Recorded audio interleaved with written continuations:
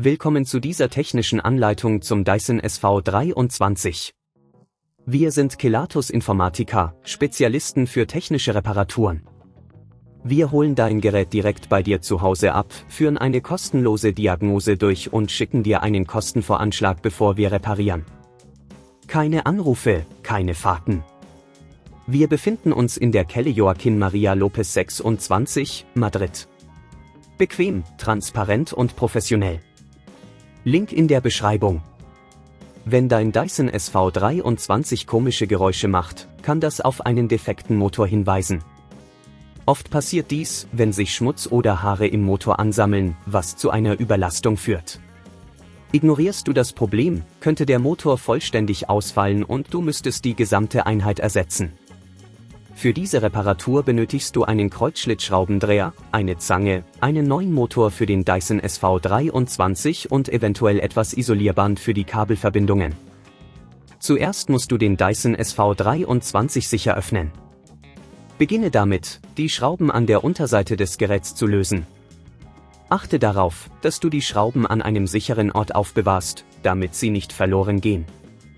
Nachdem du die Unterseite entfernt hast, kannst du den Motor finden. Er befindet sich in der Mitte des Geräts und ist oft mit Kabeln verbunden. Um den alten Motor zu entfernen, ziehe vorsichtig die Kabel ab. Achte darauf, die Verbindungen nicht zu beschädigen. Wenn du den Motor herausnimmst, könnte etwas Widerstand auftreten, also sei geduldig und ziehe nicht zu fest. Der neue Motor sollte dann an der gleichen Stelle eingesetzt werden. Achte darauf, dass er richtig sitzt und die Kabelverbindungen sicher befestigt sind. Wenn dir das an dieser Stelle zu kompliziert wird, denk daran, dass wir bei Kelatos dein Gerät zu Hause abholen und es dir repariert zurückschicken. Nachdem der neue Motor installiert ist, setze die Unterseite des Geräts wieder auf. Überprüfe, ob alle Schrauben fest angezogen sind und das Gerät sicher zusammengebaut ist. Teste dann deinen Dyson SV23, um sicherzustellen, dass er wieder einwandfrei funktioniert und keine komischen Geräusche mehr macht. Um zu vermeiden, dass der Motor erneut Probleme verursacht, empfehle ich, regelmäßig die Filter zu reinigen und das Gerät auf Schmutz- oder Haaransammlungen zu überprüfen.